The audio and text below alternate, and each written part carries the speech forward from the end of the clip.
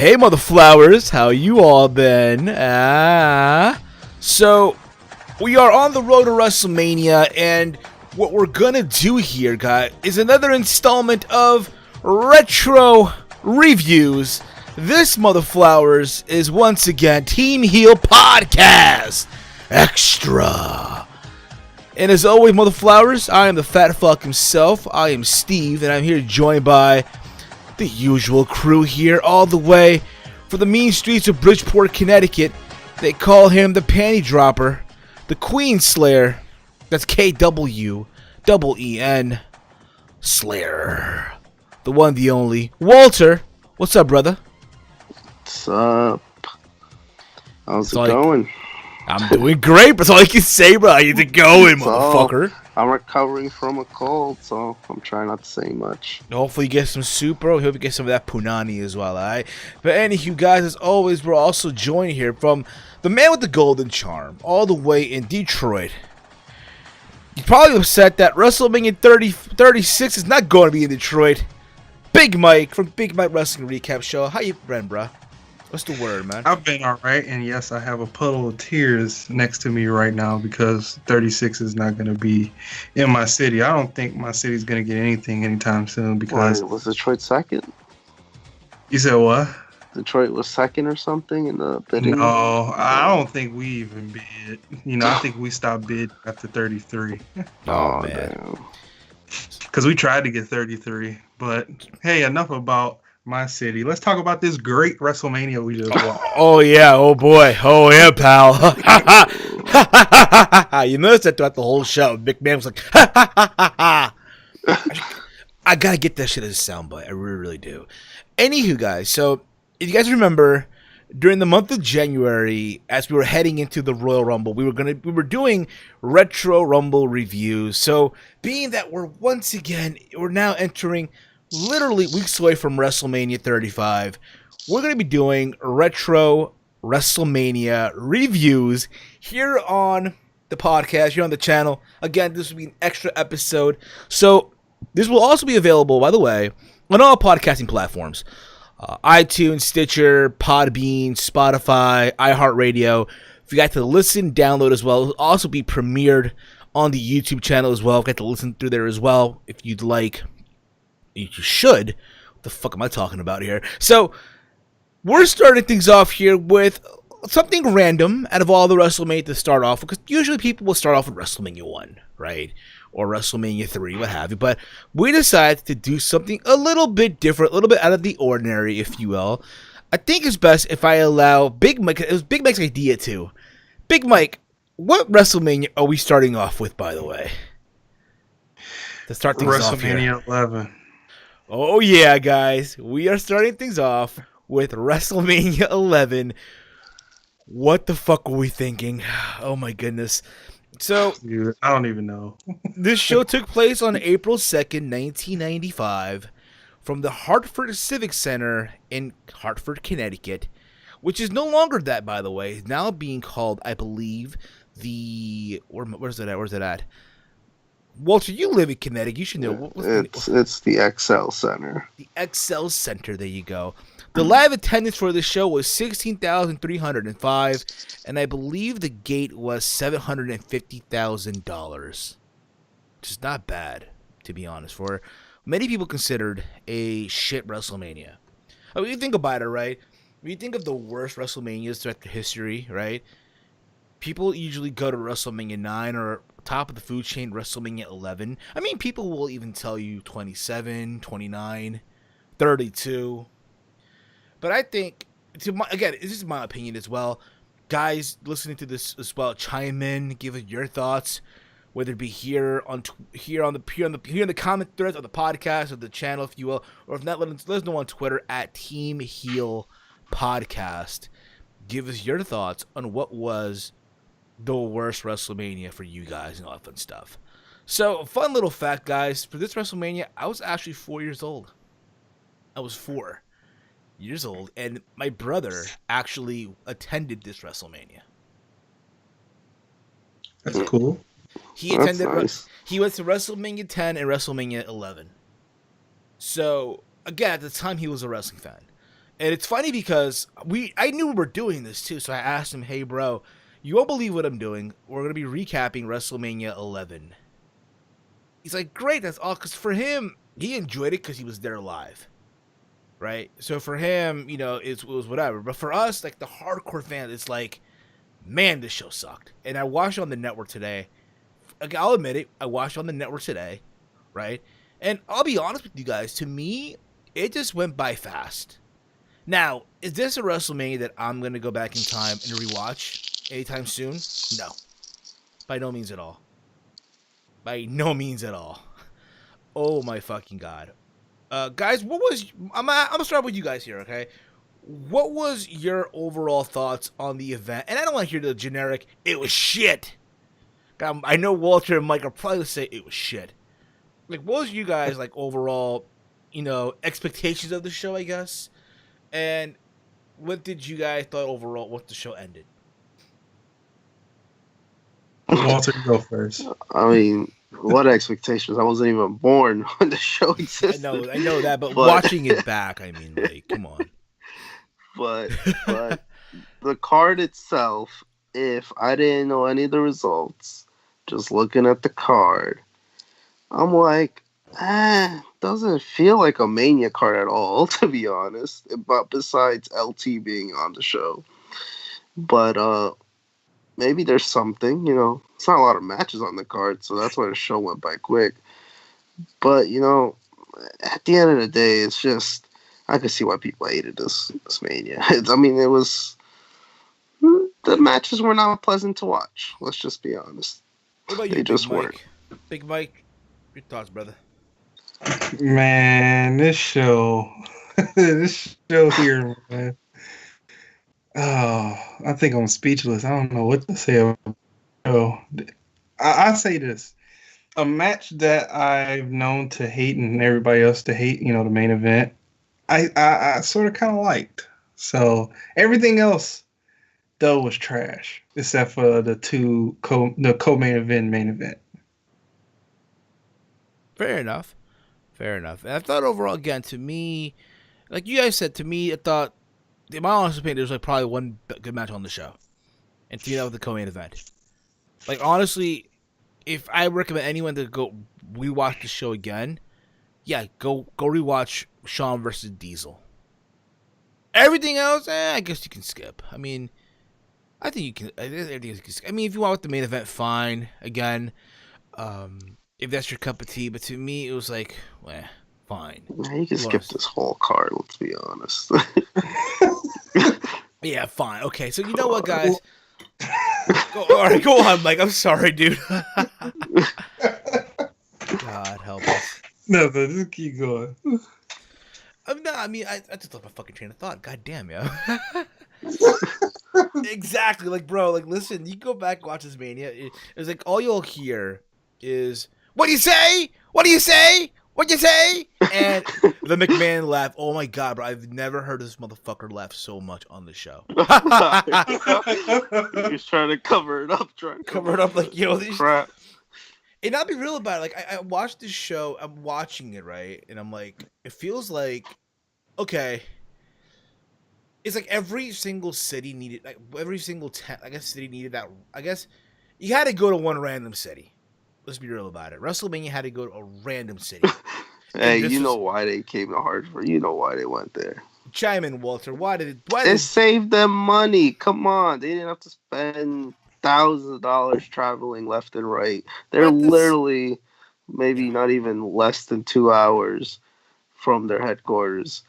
I mean, it just made sense money-wise. And a lot of people still went to this show. The crowd sounded all right to me. I thought they sounded pretty lively. The show sucked, but at least they tried. You gotta remember, too, 1995 was like a really, really, like, weird year for WWE. It's a tough year for WWE. It really, really was. People were kind of like being pushed away.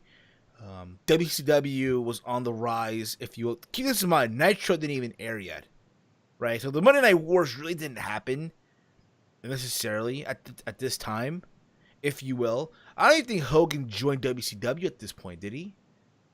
Was he? Yeah, he was. 95. Yeah, he was with them. Okay, he was with them. Yeah, fair enough. So before we get into all, I'll let you guys know as well. Next week we will be recapping. Mike, let us know what WrestleMania, because again, all this was you came up with this list, all right? Mike came up with the list of all the Mania that we're recapping, and Mike, what is the next WrestleMania that we're recapping next week? Mike. He was lost for words. He's like, oh man. He's lost for word. Mike is lost for After words. this Mania, He's like, oh no, Mike. Did you guys see me? Nah, bro, your audio cut off for a bit there. Oh, okay. WrestleMania 23. WrestleMania 23. Okay, so that should be, I guess, redeemable, if you will, from WrestleMania 11. Going through everyone's home state now. And of course it is, Greg. Look at this.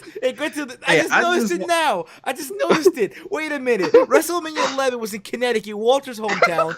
I did too. WrestleMania 23 is in damn Detroit. What's the one after that? 29. No, oh shit! No! Oh fucking hell! God damn it! And after that is a stereotypical one. It's 17. Oh, that's Chase's favorite too. We did everyone's home state. Are you kidding? I want to do something different because everybody that reviews a Mania goes back to 17, 18, 25, 13, 14. I'm surprised. Everybody do the same thing. 19. I'm surprised. They didn't do 31. God damn, that's Chase's California. God dang, yeah. Just kidding. We still decided to be the brave ones to do 11. Hey, it's not like Boston did have one. Fuck, I forgot. Anyway, Boston had a Mania. Yeah, 14. Oh, man. Oh yeah, that's right. Okay, listen, we're rambling on right now. I know you guys, but just get to this damn thing already, and I understand. Calm down. Yeah, but you're right about the random towns in WrestleMania. You're right about that. It's a random town. And I get it. Hartford, Connecticut. Think about this. WrestleMania 10. Capital, Connecticut. Think about this, right? Think about this. WrestleMania 8, you were in a stadium. You're in the Hoosier Dome.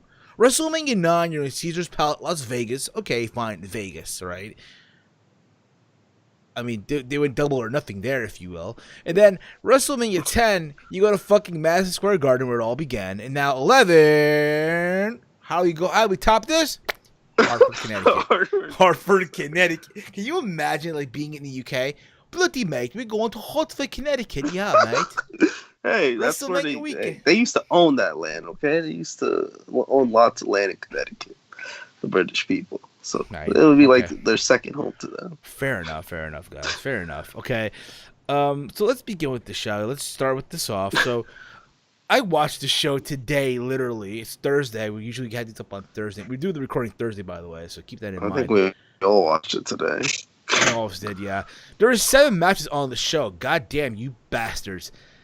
And none of these matches went over 25 minutes. That's how sad this shit is. That's a good thing, though. The show didn't go by fucking slow.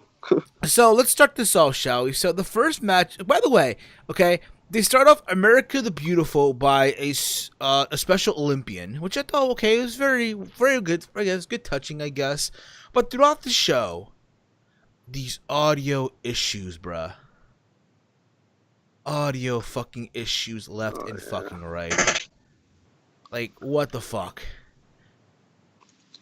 Guess they got lazy. Like, they sing America the Beautiful, right? Let's begin from the beginning, okay? They start off with the intro, right? They have all the WrestleMania. 1, 2, 3. And they play clips of all the WrestleManias and shit, right? 10. And it's like, you're waiting for the big one. All right, 11. Like, they try to make a big deal out of WrestleMania 11. Like, oh my God, this is the... And next thing you know, Hartford, Connecticut. Hartford, is that like the most random, boring town they went? I think so. Yeah. Yeah, because before they were in Atlantic City, Pontiac, Michigan, Los Angeles, New York City, Toronto, even Indianapolis had a dome. Nevada. Oh man, how sad. Fair enough. And they never returned ever again until 2007 for pay-per-view. Yeah, they never did. At least for pay-per-views.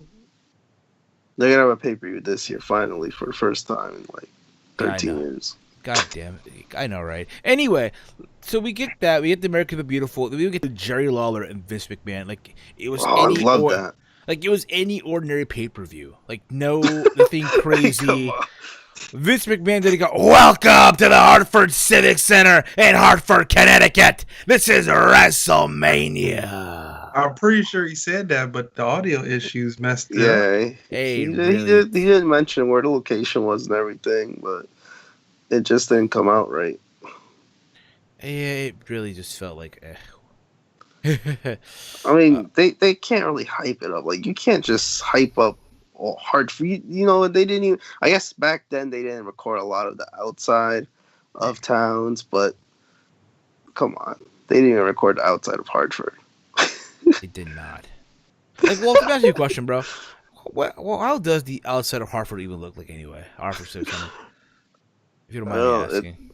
I mean, it's not that bad. It's like any other downtown almost. I mean, I don't go to it a lot, so I can't even remember it. But I mean, I'll be going this month, so we'll see. I'll try to remember it. Fair enough. Let's get to this. Let's get to start, shall we? So we get the first match of the show here. God help us. We had a tag team match. I know, right? You know, it's crazy when we're like, what time? How far are we into this recording right now? We're like almost 20 minutes in. It was like 18 minutes in. Okay, or 17. We don't want to talk about the damn car. Okay, it took us like 17 minutes to talk about the fucking pay-per-view, okay? You gotta keep this in mind. We gotta kill time here, okay, motherfuckers? We gotta keep this shit long as fuck for you fuckers, okay? God damn it. Carajo. Jesus Christ. Listen, don't 10 minutes on this car. Relax. Hey, listen. Don't make me go R. Kelly, you fuckers, now, okay? Oh, no. Y'all killing me, man. Y'all killing me. Oh, man. That's how bad this show was? You have no idea what the fuck I was doing throughout this show. Just saying. If you don't want to know. God I was falling asleep throughout this show. I was smoking a blunt throughout this show. God damn. You know, like I said, my brother loved this shit. He loved the show, though. And he was there live. I think if I was there live, I'd like it, too, to be honest. Like I said, the crowd wasn't bad. Yeah. It's just... I know. The show sucked. Yeah, I totally. Anyway. The first match of the show, we had a tag team match. We had the allied powers of Lex Luger and British Bulldog. Basically, looked like what happened if Oni Lorcan and what's the other guy's name? Oni Lorcan and Danny Burch had hair, basically. They had hair and color in their gear. God damn it. Versus the Blue Brothers of Jacob Blue and Eli Blue with Uncle Zebekiah, who's basically Zeb Coulter or Dutch Mantel, basically. And I don't know, it just felt like a house show. It just felt like a house show match. It felt like a house. Honestly, it felt like a glorified house show match. It's crazy to think about this too, right? Here's Lex Luger, right? Lex Luger, who a year before was in the championship match against Yokozuna, right? He was considered at the time like the chosen one, right, by Vince McMahon, right? He's the chosen one. Yeah, that's who Vince wanted. Right? And now, fast forward a year later, oh my god, look how the mighty has fucking fallen. I compare that with Shinsuke.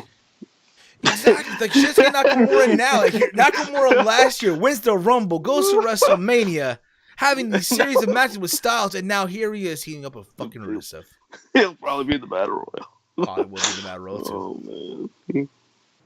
And so I can say it, and again, you know, it's like, okay, here's what you guys to do. We have nothing for you right now, so just put you together, see what sticks and moves and shit. And British Bulldog is like, whatever, fuck it, just put him in a tag team match. Again, to me, it just felt like a regular house show match. They actually gave the Blue Brothers offense here, like hella offense, which kind of felt like, eh. What do you guys think? Mike, chat me up here, brother. Oh my goodness. We still talking about the first match, right? Unfortunately, we are. Yes, unfortunately, we are. Unfortunately. Well, like I said before, the best thing about this match was the Allied Powers entrance music. It's probably the best entrance music I heard out of both of these guys meshed together. The match, It was a botch right out of the gate. They did a double power slam, and Lex Luger power slammed one of the dudes on top of everybody. What else do you want? What else do you want me to say? This match is just garbage. Yeah, it really shit the bed. It really, six really did. 6 minutes and 34 seconds of pure filth. Yeah, I hate to say it, but it's true. Yeah, that match, nothing special. 6 minutes, 34 seconds. Lex Luger and British Bulldog, that doesn't sound like a bad tag team. But, I mean, the match was just there. It's like, okay, they showed up, get a payday, and let's be out. That's how they treated it, and I don't blame them. Yeah, take a payday and get the fuck out of here, guys. Take a payday and get the fuck out. It's literally what they did. That's right, pal. Ha, ha, ha. And look, there we are. They win, and the finish of the match too just felt kind of like weird. What was that finish? That was such a weird one. Exactly, they just pinned him like they hit like a not even a finishing move, like a random move. I know it wasn't. And then boom, 1, 2, 3, and that's it. And for some reason, they thought it was a good idea after every single match have Jim Ross. Good old. I noticed that. Good old JR just chill, like, literally by the entrance area for the post-match interview as they're walking back into like the entrance area. He would interview the losers. Exactly. What the fuck?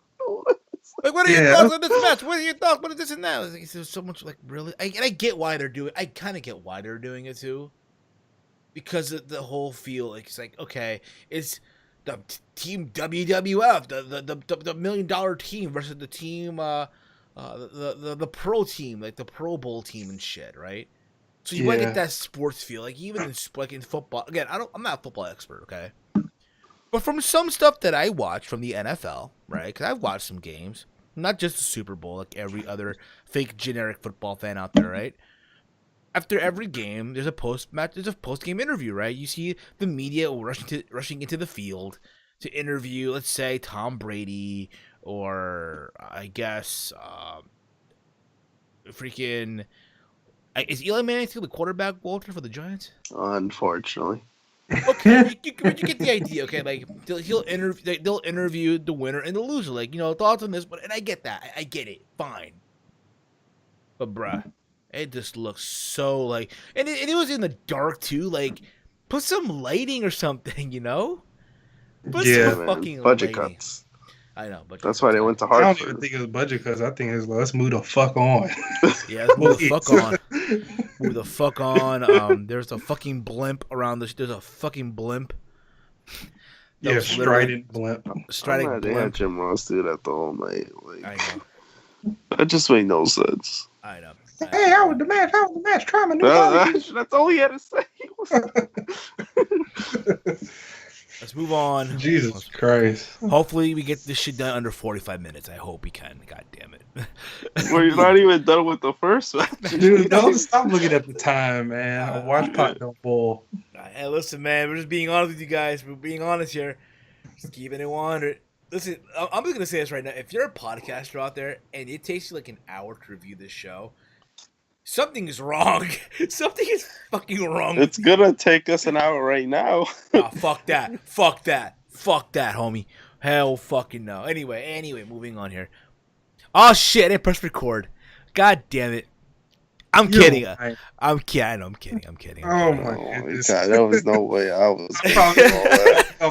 See you tomorrow. Which, by the way, will be live tomorrow for the Teamheel podcast. Which are Fastlane predictions, by the way. Anyway, moving on.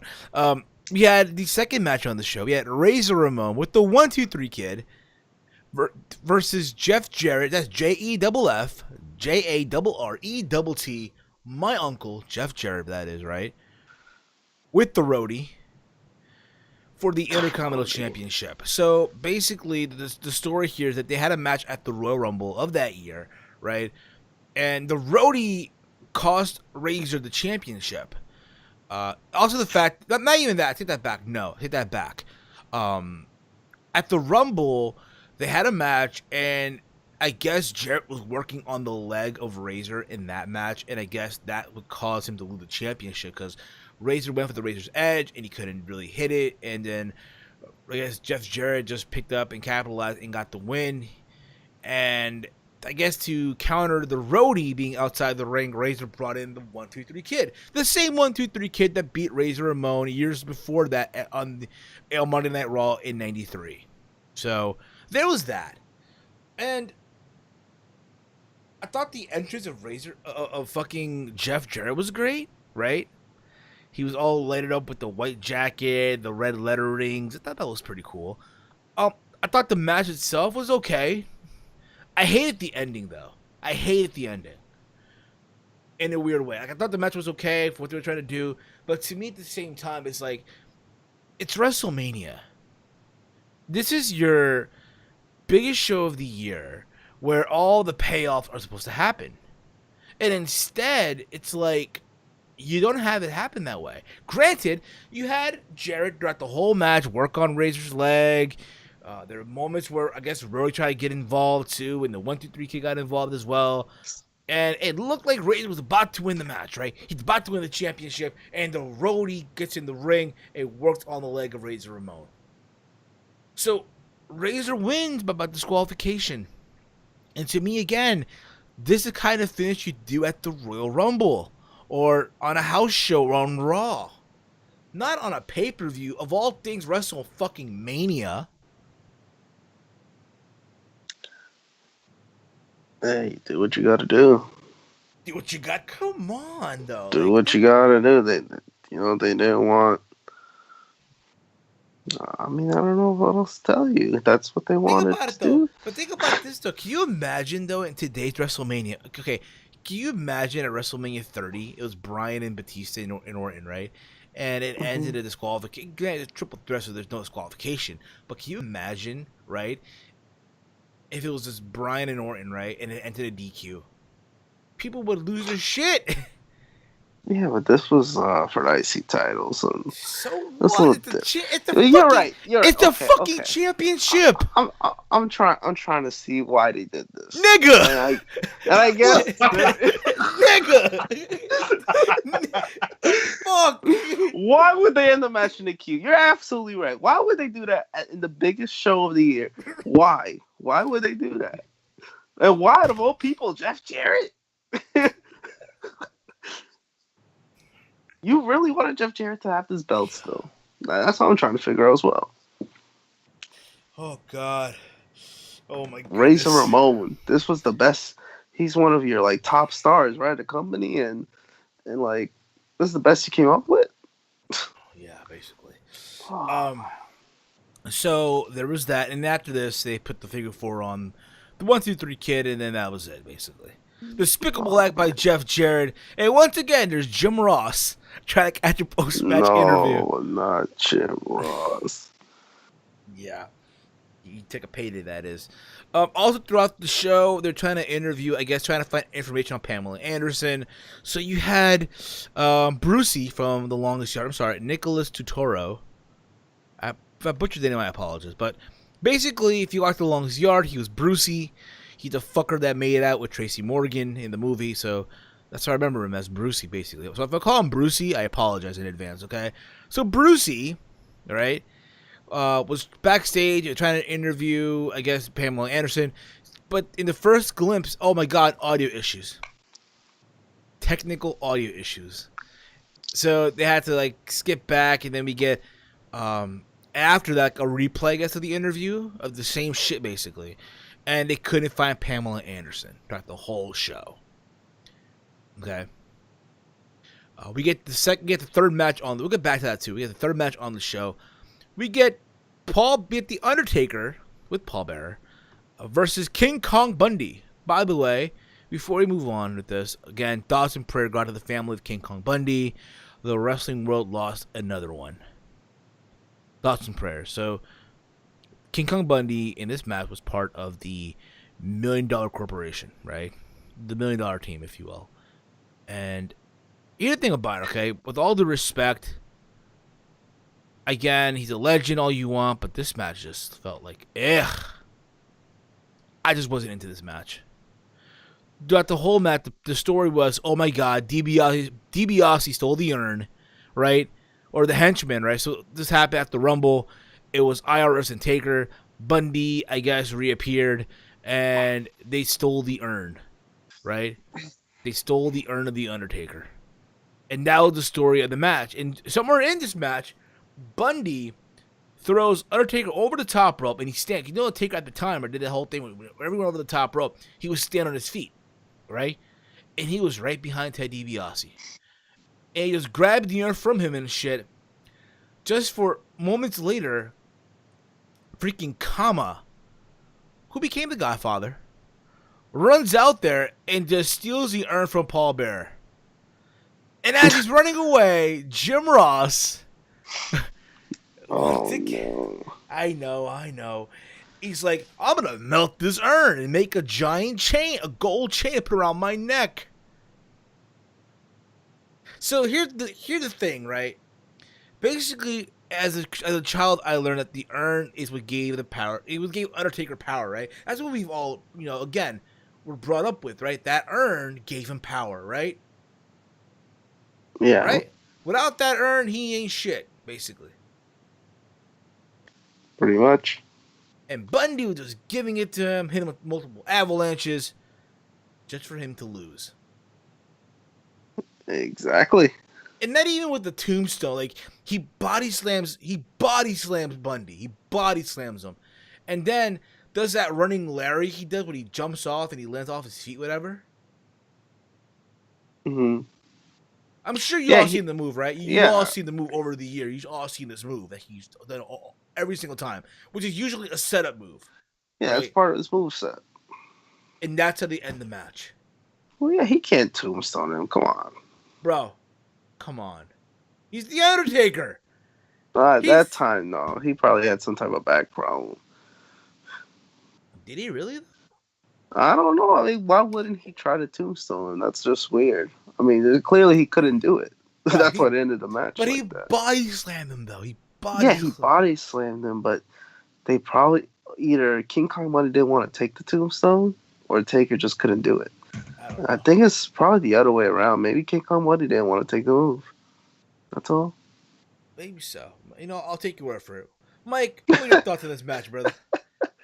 The match was it was what it was. The only thing that I like about this match was the ending when Taker and Paul Bearer sort of was like, well, I guess that's it, no urn. Yeah, that was kind of weird. And Taker flipped his hair to flashing lights, and then we saw a little clip of what would be in his Titantron for years to come. Yeah. Basically. That was my favorite part. Basically, I'll give you that. I mean, if anything, it served the purpose to put clips of him for his entrance at WrestleMania, his Titantron and shit like that. That's fine. I'll give you that. Right. But then we go back to this Brucey trying to find Pamela Anderson. He can't fucking find her and shit. You can't find her. We'll get back to that again. We'll get back to that. We get a tag team match for the WWE tag team titles. Which this match, say what you want about it, it made me miss the old school tag team titles. Yeah, I wish they loved the revival enough for them to put them on them. Yeah, come on. But they don't, so it's never gonna happen. It's never gonna happen. So you had the Smoking Guns, Billy Gunn and Bart Gunn, defending the tag team championships, the Cowboys that is, right, versus Owen Hart and a mystery partner. Fun little fact, right? It was originally said that the plan originally was supposed to be Jim the Anvil Neidhart, but Neidhart was gone after missing a couple of dates. And as well, there was even talks of it potentially being Chris Benoit at the time. At the time, Benoit was the ECW Tag Team Champion with Dean Malenko, and they wanted to bring him in because, again, the story was, hey, they both went through the dungeon, right, in Canada and shit through Stu Hart. And apparently Benoit did some like dark matches at the time, right? And non-televised stuff like that, right? And they passed on him. And that's why Benoit went to WCW. But think about that. Can you imagine if it wasn't Yoko, because again it was Yokozuna, right? If it was Chris Benoit at the time, can you imagine that? How that would have been? The most random unpairing team you could ever see. Like, granted, Owen and Yoko was a weird pairing as well. Just imagine if it was Owen and Benoit at the time. I'm sorry, he who should not be named, but god damn it, in our 04 Rumble review, we said his name, so fuck it. It doesn't fucking matter. Screw it. It's Benoit. Benoit. Well, with Chris, you know, it's Right, you can say Chris. People can guess with the last name. Everybody Like, hates which Chris you talking about? Jericho? That other guy murdered his family? Or Chris Masters? Chris Nowitzki? Chris Payne? So like but Chris, Benoit. that evil Chris guy. Evil Chris. Yes, It's a good evil. Chris, evil Chris. I mean, I mean, that tag team pairing doesn't sound too bad. I agree, but I think Yoko was all right. You know, not. I mean, it made sense for Owen Hart to pick someone who would be tough to beat. To be honest, yeah. could stop a guy like Yokozuna. I mean, what I liked about the match is like, yo, it was again. It showed you that Owen was ahead of his time. It showed you that Owen was able to go out there and tear it up. Granted, he didn't do much of the match. He didn't do much, right? Basically, it was all Yoko, right? It just Owen just picked up the scraps, if you will. It's crazy to think that apparently Yoko prior to this didn't show up to WrestleMania before it was WrestleMania 10 when he lost to Bret Hart, right? So he comes back bigger than ever. Oh yeah, Yeah, he was real big. What was about? He was about maybe a 600 pounds. 600 pounds. He was like a shoot 500 pounds or 400 pounds a year ago, right? Yeah, he's probably like 600 pounds. Yeah, Yeah, they said like bulked up around what 97. He was almost like 800 pounds. Bulked up like crazy and shit. It was funny too. I read that apparently at the time Jim Ross, I think a year before that, or a year after that, Jim Ross was head of talent relations, and they were trying to get him to lose weight. I just sent him to like I guess like a university. I think it was Duke University, something like that, right? Or I think it was Duke to enter like a program to lose weight, and he would like escape at night, try to get fast food and shit. They just couldn't do it. Dude, man, I wonder what went wrong, because if you looked at him in 1990, he was skinny. He's a fat fuck, bro. It happens. Dude, you think he had like a thyroid problem? Yeah, definitely. Because that could have did it. Same thing with Rikishi, because Rikishi was small too. He probably had a problem because he got shot. Maybe so. Because that's why he had that scar on his stomach, because he got shot. Anyway, let's move on with the show. Let's get into it, because again, I don't want to be here for an hour. God damn it. So I hope we're not though. I really hope we're not. But anyway, where was I here? Let's see here. Let's see. Okay, so yeah. So again, basically Yoko tossed these guys around, and then they hit. Yoko hit the bonsai drop. And again on commentary, Jerry Lawler and McMahon. Again, they're trying to make this show look good, which they did. I thought Lawler's commentary was funny, right? McMahon's laugh was annoying. Ha ha ha ha ha ha ha ha. And it was all said and done.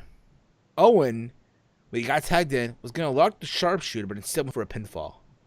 And they won the tag titles. Did I say more? I mean, I don't know what else to say. I think the right team won. I love how, Walter, your line is the same thing. I don't know what to say. I mean, every match is just like, wow. You know, what did I just watch? It was like, it's crazy how bad the matches were. Yeah, think about it. Just think about how bad it's so bad we have nothing to say. Yeah, like what am I supposed to say about all these matches besides the last two? I guess. Man, it was a 5-star clinic, man. I'm kidding. Like, I mean, it's cool though. I mean, it's kind of weird how Yokozuna and Lex Luger competing for the title right last year, and now they're throwing in some random tag team matches the year after. That's beautiful. I agree. Anyway, let's move on, shall we? Let's go back to Brucey. All right. Oh Trying to find Pamela Anderson, and he walks into this room. You see Bob Backlund playing chess with Jonathan Taylor Thomas from Home Improvement. Yeah. You know, Bob Backlund is a weirdo. He's a weird ass. Bro, first and foremost, why? I get it. Yeah, plays the celebrity with the superstars. I get that.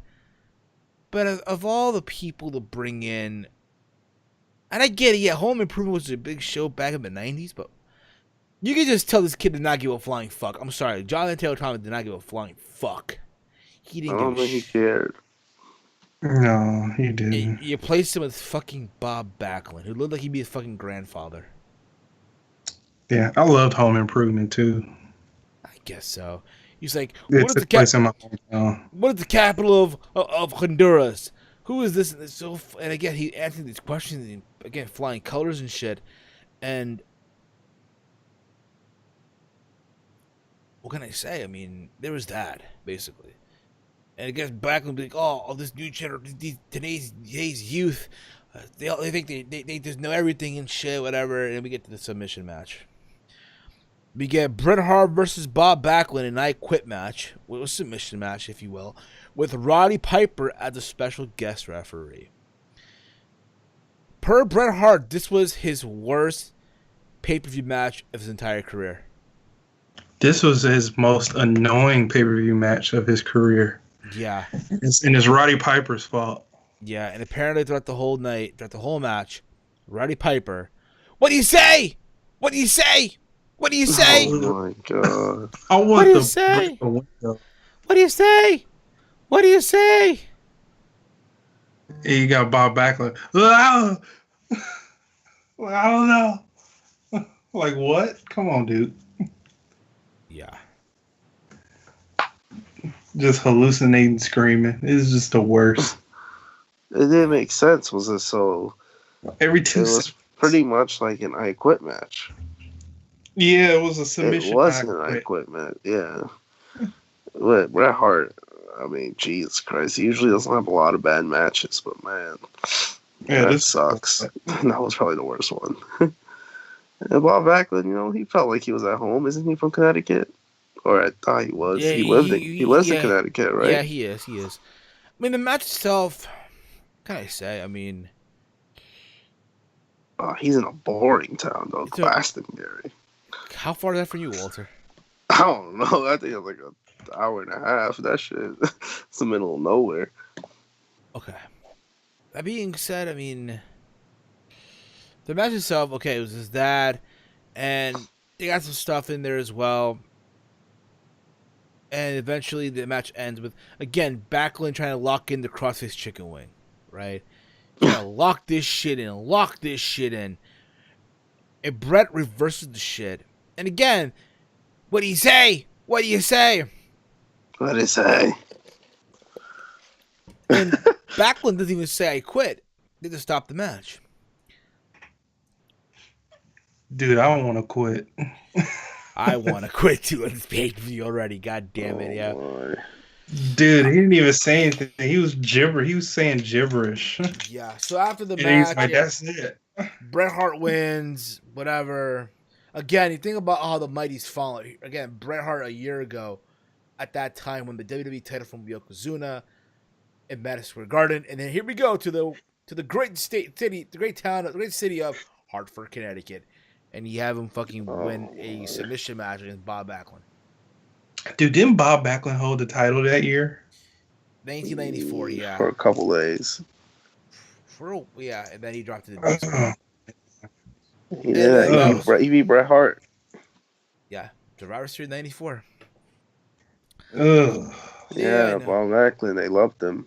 Yeah, he did. Back in the 70s, they did. He sucks. I'm sorry. Don't add me. Bro, Bob bro. Backlund stinks. Nah, bro. I respect him in a way. I respect him in a way, too.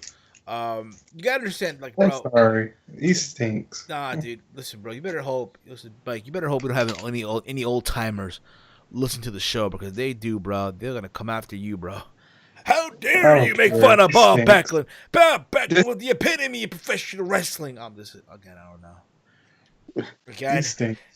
Oh man, I can see it now. Man, Mike doesn't know shit about wrestling, man. What's wrong with you, Big Mike? I mean, how you gotta be really old to be Yeah, offended to say, "Well, Backlund sucks." You know. I mean, I get it. You know what? He was boring in a way. His style is boring, but Well, let me clarify it. This part of his career, he stinks. Yeah, because he wasn't. Yeah, his prime was like in the 70s. Yeah, this is more psycho. Like if I was to see what he was, if I was to see what he did in like 1974, then I'm like, okay, that was his best year. He was what, WWF champion back then? Against Bruno Sammartino, against fucking he was facing legends. Billy Graham, and okay, then that was his peak. Everything past that, nah. And it was funny. So at the end of this match, Jim Ross is once again trying to get a post-match interview, and Pac is like, "I see the light." Like, bro, almost threw my tablet. Whatever weed he was on, dude, please hook us up.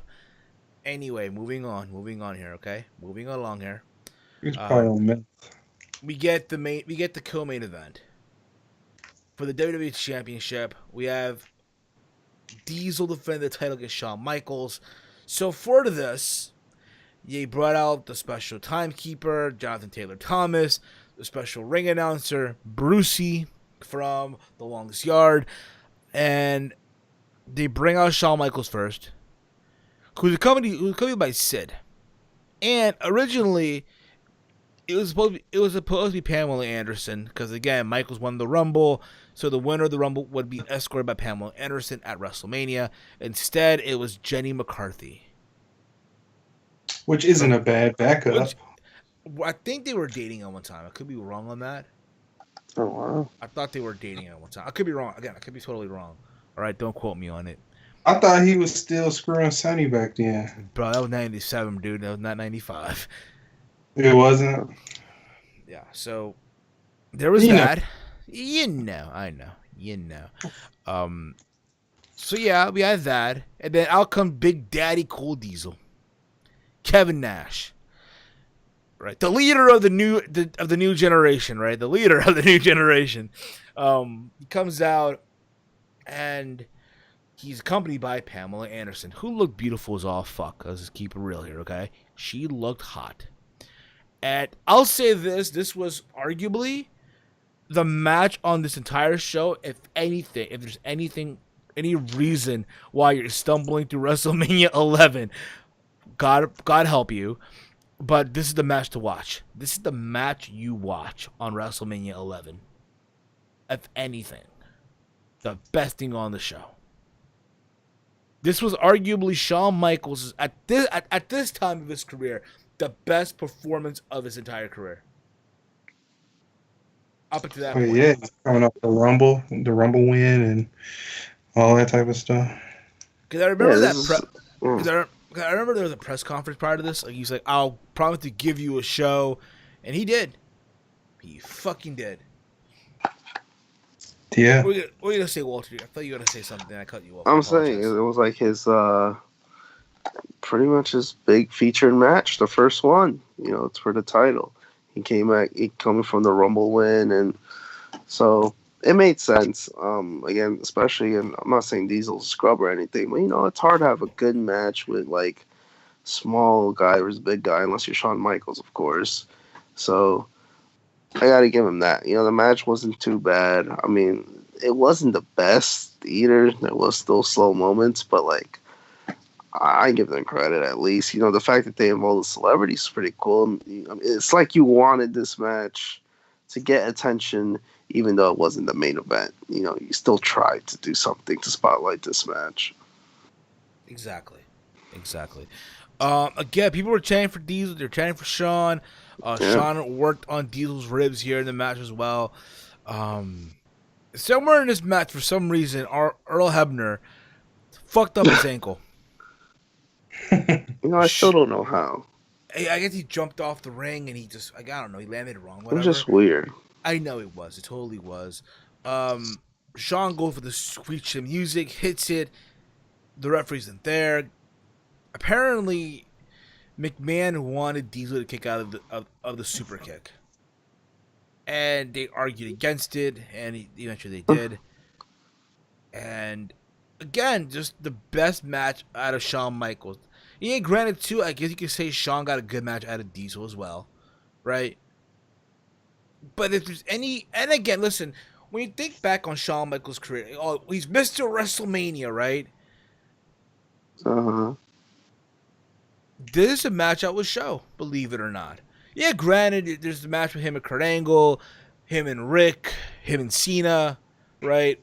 Him and Brett. But low-key, oh yeah, him and Jericho as well. I didn't mention that either. But this match, I would also, also him and Taker. God damn it, forgot those. 25 and 26. But this is a match I would also show, believe it or not, to someone if they want to see how amazing Shawn is at WrestleMania.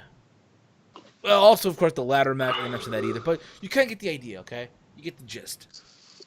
Well, so yeah, it wasn't the best match, but not a lot of guys had great matches against Diesel. So yeah, only two people had good matches against Diesel. It was Bret Hart and Shawn.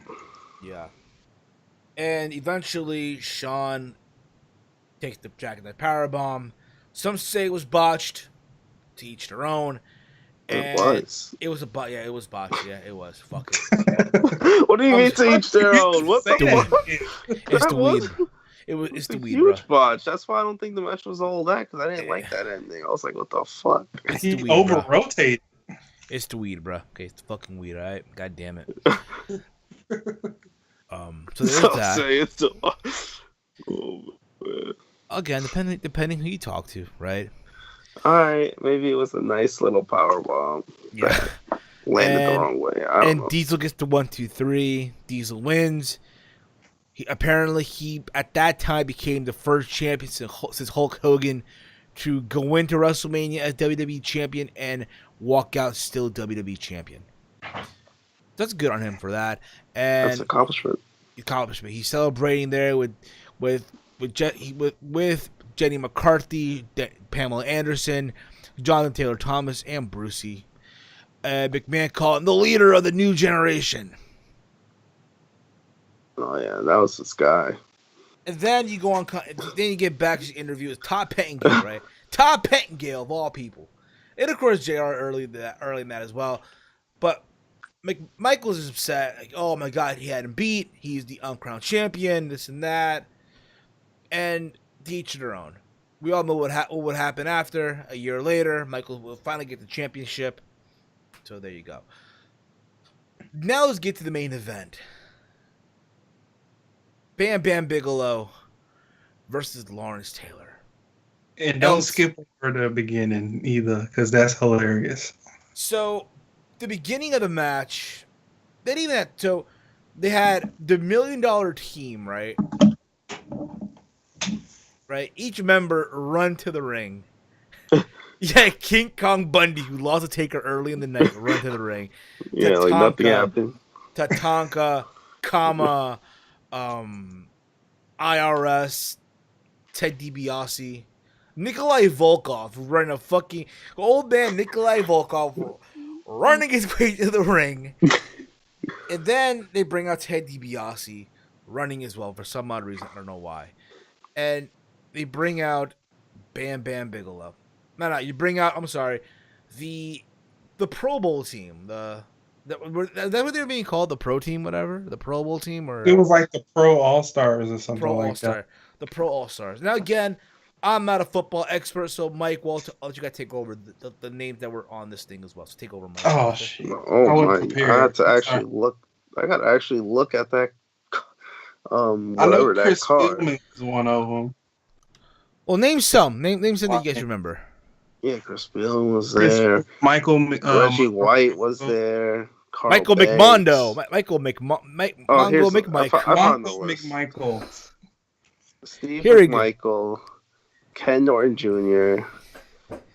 Ricky Jackson, Chris Spielman, Carl Banks, Reggie White. and You Hall say of Famer Reggie White. Yep, Reggie White. So yeah, this was a pretty good team. Yeah. Yeah. So they're all in the ring and they have like a little confrontation with the WWE wrestlers and shit, right? I think it was McMichael who hit an elbow on Kama. Another guy, I guess, punched Bundy. And some other guy did like a lariat, and he fell out of the ring and he handed on the apron and shit onto Tonka, right?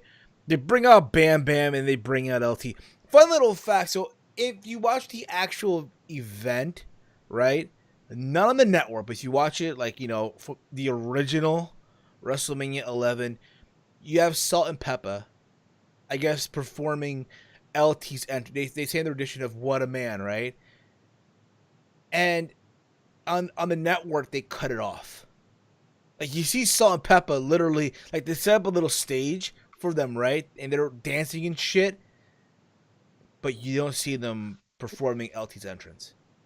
For us, Yeah, they dubbed music over his entrance. Yeah, they did a lot of sketchy shit at the end of that on the network. Like, it was terrible. I didn't like that. Listen, like, granted, it was a celebrity going in there, I guess, being main eventing a WrestleMania. The first one since Mr. T at that time, right? And I'll say this for LT. He looked gassed out, but you know what? He hung in there. He didn't make himself look bad. Apparently, after the match was over, he couldn't walk, he couldn't talk. But you know what, though? They made it work. Like the build up to this shit at the Rumble, where Bam Bam shoved them. In Times Square, they had that WrestleMania like pre-workout, I guess, like a little event they did at Times Square, and they had a brawl. So, granted, you know, LT moves were kind of limited, right? For what he could do. But I think the real MVP in this shit is Bam Bam, in my opinion. Like, Bam Bam literally went out there, made him look like $1 million. And apparently, for putting him over, McMahon paid him like $250,000 to put him over. Hey, that's a check. He secured the bag. Yeah, exactly. So how can he be mad at that, right? How the fuck can he be mad at that? Okay. Yeah, that's pretty good. He had to make some money for putting him over. Come on. Exactly. So that was that. Oh my god, we're about to do an hour. God damn it. We're sad. Well, we didn't technically review it for an hour, so. I know. We rambled on. You stalled for like we rambled and shit. I know. But that was that. Bam Bam hit him with a headbutt, hit him with the Boston Crab. Jerry Lawler, look at a Boston Crab on a New York Giant, which was funny, I guess. And again, LT hung in there.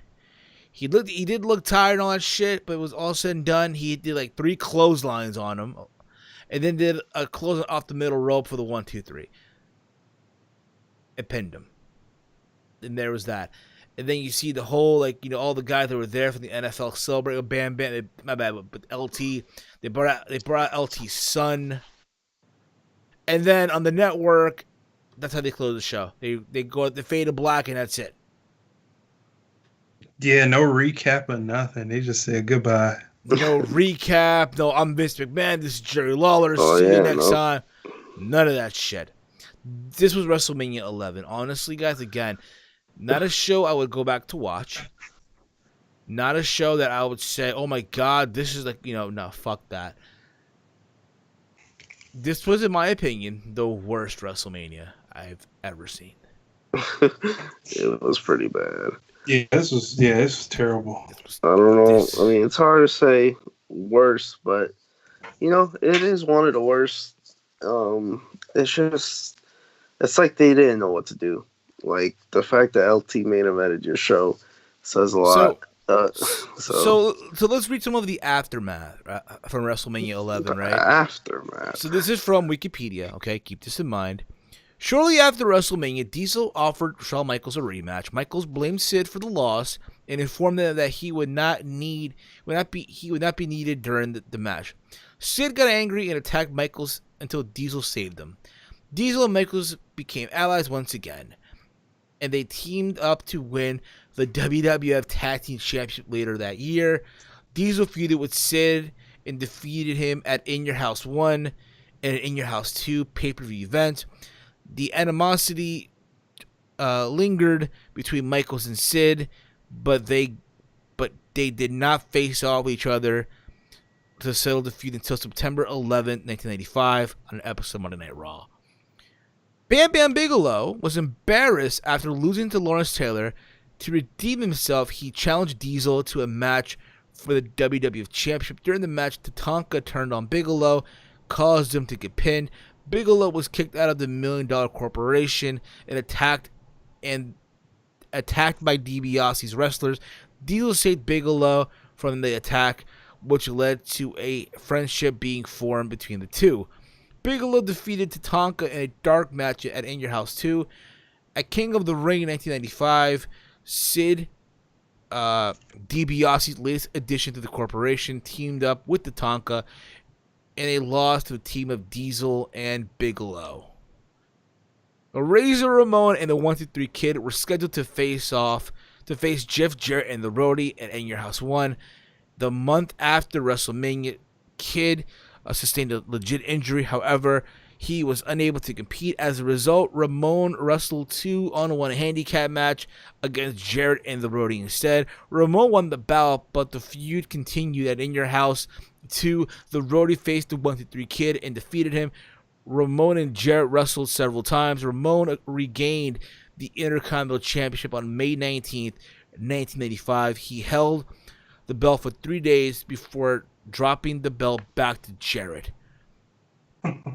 After WrestleMania, Kamala melted down the Undertaker's urn and made it into a necklace. Oh my god, he actually fucking did it. God damn it, yo.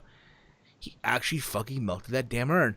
The Undertaker defeated Kama. I kept calling Kamala, I don't know why, but Kama in a dark match. In a dark match at In Your House 1. And again in a casket match at In Your House 2. He then won another casket match against Kama at SummerSlam 1985 to end the feud. The Smoking Guns were given a rematch for the WWE Tag Team Championship at In Your House 1. Hart pinned Gunn to retain the championship for his team. Hart and Yokozuna then moved on to face other competition, and the Guns did not become serious contenders for the titles again until in 1985 when they were defeated Hart and Yokozuna to regain the championships. Steve McMichael, who accompanied Lawrence Taylor, joined World Championship Wrestling later in 1995 as a color commentator, then eventually as an in-ring performer, joining the famous Four Horsemen when he turned and betrayed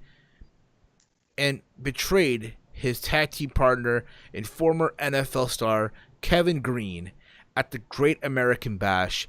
Near the end of their tag team match against Flair and Arn Anderson, going by the name Mongo McMichael, he eventually went on to win the WCW United States Championship.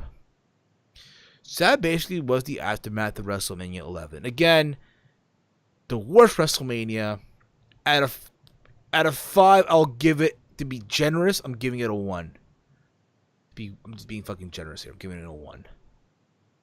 1 out of 5? Yes, right.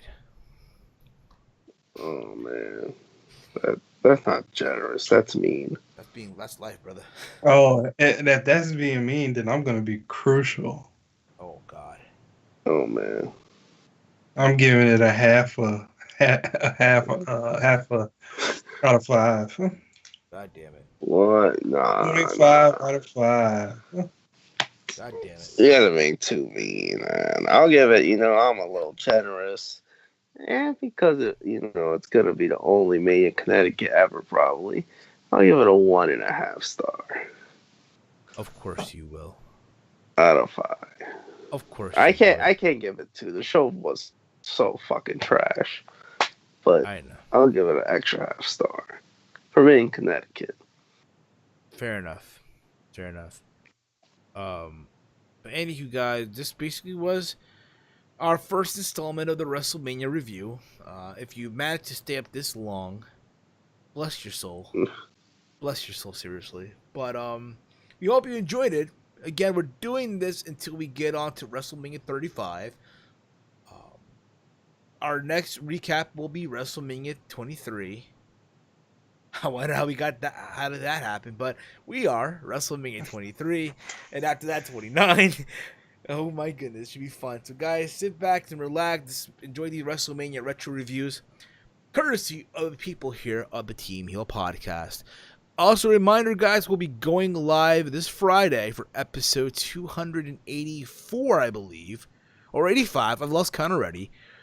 Of the Teamheel podcast, we'll be doing our WWE Fastlane predictions as well, guys. A reminder, on March 17th is the return of Around the Point. That will be our new Sunday podcast that we have here, courtesy of your friends here at the Teamheel podcast, guys. You can follow the Teamheel podcast on Twitter at Teamheel Podcast. Follow me on Twitter at HeelSteven. And if you're on the YouTube channel right now, hit that subscribe button down below right now. What the fuck are you waiting for? Walter, where the fuck can they follow you at, brother? Let them know, man. Yep, you can check me out on Twitter at HeyI'mWalter. All right. Big Mike, let them know, bruh. Yeah, you can follow me on Twitter at Big Mike 1995-19 and on YouTube at Big Mike's Wrestling Recap Show.